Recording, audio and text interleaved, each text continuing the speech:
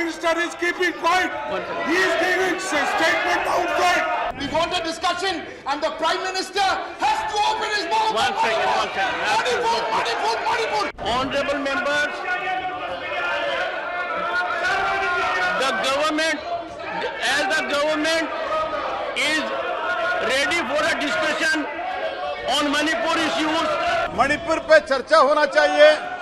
हमने ये स्पष्ट कर दिया है। माननीय राजनाथ सिंह जी डिप्टी लीडर साहब ने भी स्पष्ट किया है कि हम दोनों सदनों में चर्चा करने के लिए तैयार है। प्रधानमंत्री चुपचाप है और वो फ्रांस, इजिप्ट, इधर सब जगह जाके आए, यूरोपियन कंट्रीज का दौरा किए, लेकिन मणिपुर उनको याद नहीं है। मणिपुर की जो घटना सामने आई है, किसी भी सभ्य समाज के लिए ये शर्मसार करने वाली घटना है। बेंगलुरु में हुई एकजुटता बैठक के बाद अब संसद में विपक्षी गठबंधन इंडिया को परीक्षा देनी होगी। संसद के मानसून सत्र आज गुरुवार 20 जुलाई से शुरू होने जा रहा था, जहां सत्र के दौरान विपक्ष की पूरी तैयारी सरकार से मणिपुर हिंसा और दिल्ली अध्यादेश के मुद्दे पर चर्चा करने की दिखाई थी। कांग्रेस पहले ही ऐलान कर चुकी थी कि वह मणिपुर हिंसा की चर्चा में कोई समझौता नहीं करने वाली और प्रधानमंत्री नरेंद्र मोदी को संसद के दोनों सदनों में इस पर बयान देना होगा। कांग्रेस के साथ साथ तृणमूल कांग्रेस, माकपा समेत तमाम अन्य विपक्षी दलों ने भी मणिपुर हिंसा मामले में प्राथमिकता दी है। इसके साथ ही दिल्ली अध्यादेश मामले में भी विपक्षी एकजुटता दिख रही है।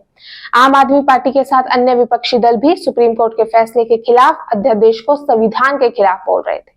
वहीं संसदीय कार्य मंत्री प्रहलाद जोशी ने बताया कि इस मानसून सत्र में सरकार 31 विधेयक पेश करेगी, जिनमें दिल्ली अध्यादेश से जुड़े बिल के साथ ही फिल्म पायरेसी को रोकने का कानून का ड्राफ्ट, आयु वर्धित वर्ग में फिल्म सर्टिफिकेशन देने, रिसर्च फाउंडेशन की स्थापना, निजी डेटा संरक्षण, वन संरक्षण कानून में संशोधन से संबंधित सभी बिल होंगे।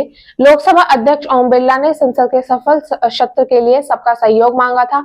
हालांकि विपक्ष के तेवर सरकार के खिलाफ काफी अच्छे से दिख रहे थे, जो कि संसद में सरकार के और विपक्ष के बीच तकरार की वजह बनते नजर आ रहे थे। और कुछ ऐसा ही हुआ आज संसद के सत्र शुरू होने के बाद।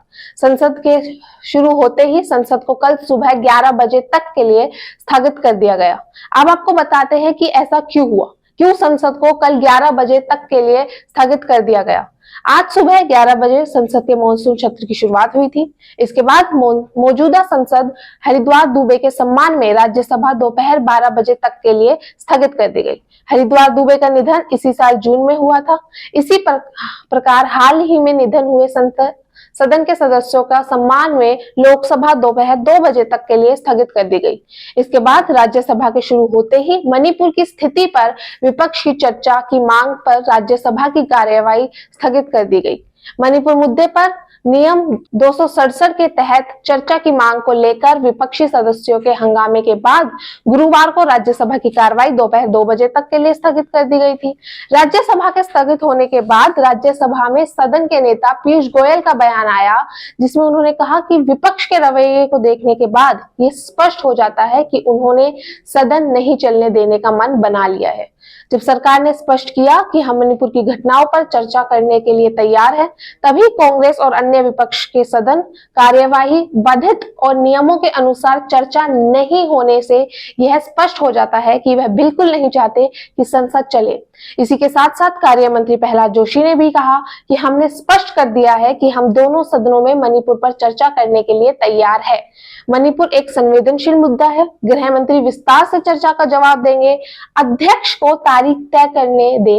ये सब होने के बाद आखिर अंत में संसद को कल सुबह 11 बजे तक के लिए स्थगित कर दी गई। अब देखना यह है कि कल जनहित के लिए चर्चा होगी या फिर एक बार फिर से नेताओं की राजनीतिक शोर में जनता कहीं नीचे दब जाएगी। ऐसी तमाम खबरों के लिए देखते रहिए नजर टुडे।